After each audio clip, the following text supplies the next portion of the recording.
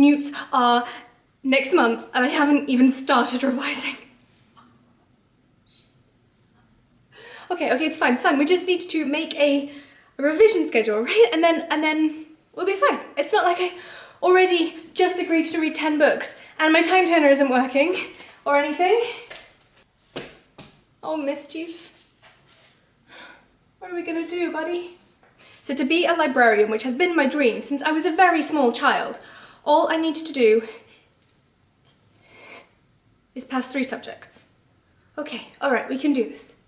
We can do this.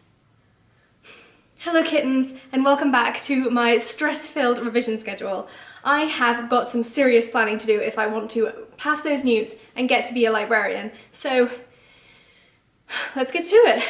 So the first subject that I need to get a pass in is Ancient Runes, and I need an O, so I need to get the full marks.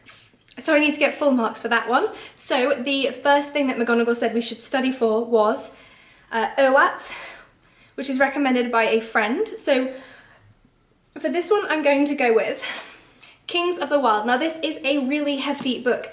It's really hefty, but it was recommended to me by Cody's Book Corner, and I will link them down below. And they said that it was a great fun read and that I'll have a lot of fun preparing for my exams with it. I really hope they're right because I'm so worried, guys. What are my parents gonna say if I fail? All right, and to get an E, McGonagall said we had to focus on the past, which means read a book written in the past tense. I can do this. So for this one, I have chosen Siege and Storm. This is the second book in the Grishaverse trilogy. The first one is Shadow and Bone. I can't tell you too much about this one because that would spoil Shadow and Bone for anyone who's really late on their revising. But Shadow and Bone was about a young woman who discovered she had this magical ability that she never knew about and was whisked off to learn how to, summon it at will, only to find that the people who were teaching her maybe wanted her for darker reasons. And this one is supposed to be really bad, actually. For the most people say it's really bad. I know that some people do enjoy it and I'm hoping that I will too, and it is written in past tense. For an O in Ancient Runes, I need read a book that has been on my TBR for ages, and for this one I'm going to go for My Sister's Keeper by Jodi Picoult.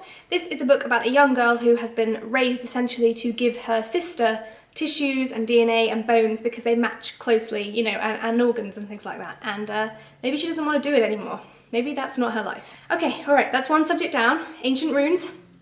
I think I can do that. I just have to read them in this order, but that's fine, I can do that. So the second subject that I need to pass is Defense Against the Dark Arts, and I need to get an E. Now, I'm not sure what my parents would think of me taking Defense Against the Dark Arts, but I think they think it's a bit too dangerous for me, but I think I can handle it. It's just my course load I can't handle.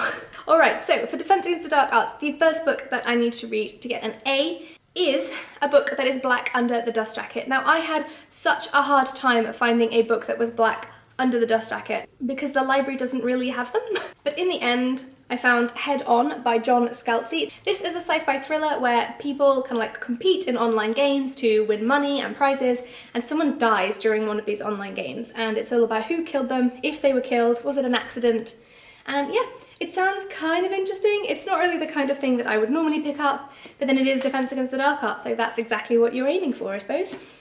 And then to get an E, we need to master Gilderoy's Memory Charm, and that is to read the first book that you think of. And of course I thought of the big, thick behemoth, The Lies of Locke Lamora. I don't have a copy of it because everyone is studying for their Newts right now and it's not in the library, but I have reserved it, so hopefully it will come in before the end of the exam season. That would be nice. Hi guys, it's Editing Cat here, because I realised I didn't tell you a single thing about The Lies of Locke Lamora.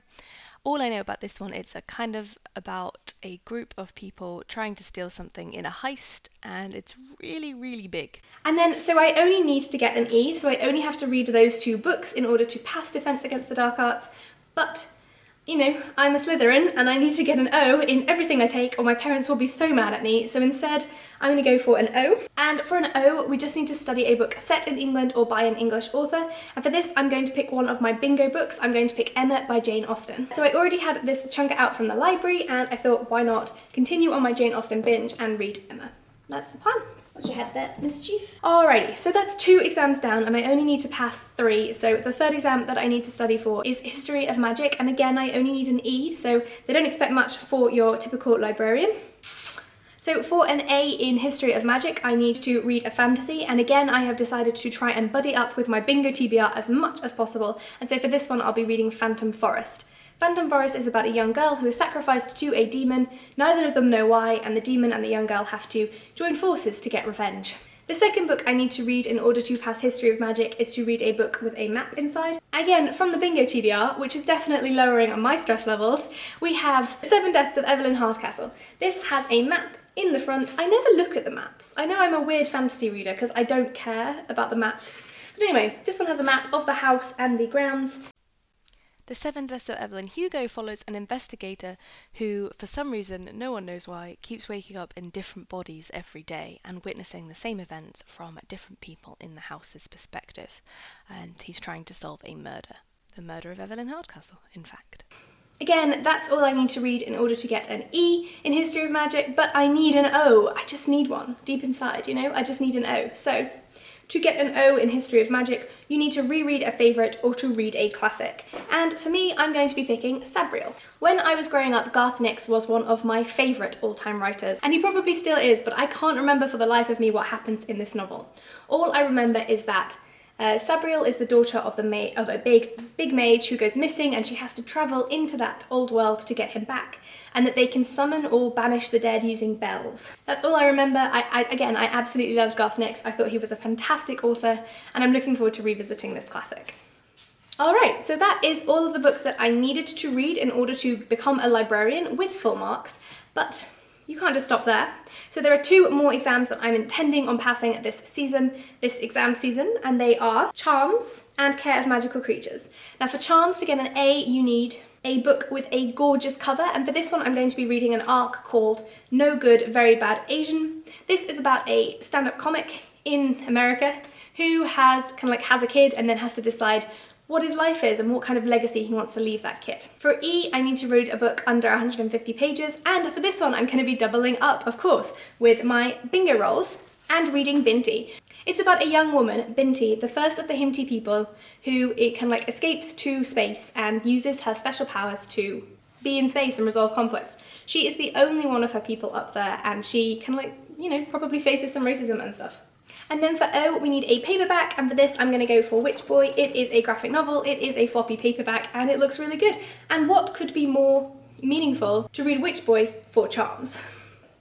I don't know much about this except for that I think the boys are not supposed to do magic and the girls are, but when he's really enjoying doing magic, and when someone goes missing and he has to find them. Yes. He's supposed to be a shapeshifter, he prefers magic, girls are supposed to do magic, boys are supposed to shapeshift, he needs to find out what's happened to someone by using his magic. I'm really excited, it's got a really cute art style and it should be a lot of fun. For Care of Magical Creatures, we have the first prompt is to read a book starting with A for Aragog, Follow the Spiders.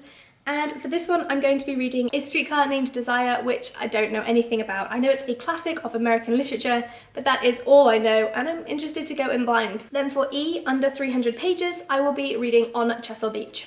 This was actually recommended to me by a friend, a fellow booktuber, What Victoria Read, linked down below. She read it recently and really enjoyed it, and I'm interested to give it a go. This is the large print version, so it should be a very quick read. This is about a young couple who on their honeymoon go to a beach and can just get into a lot of misunderstandings. So it's one of those literary novels, but Ian McEwan does some really good stuff, so I'm interested.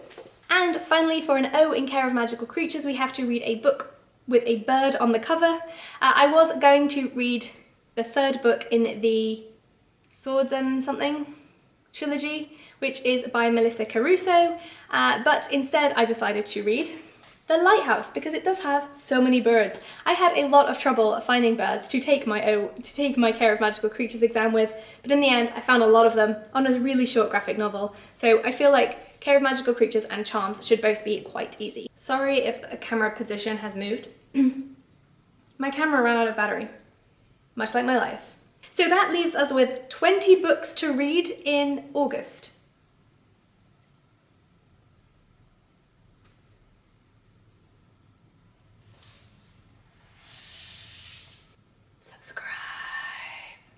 If you guys enjoyed watching this video and have no idea what the Newts are, they are a readathon organised, and I've popped the original link down below where Book Roast talks about all of the things that you need to do to participate. You too can participate in your Newts and discover that you need to read far too many books in 1 month.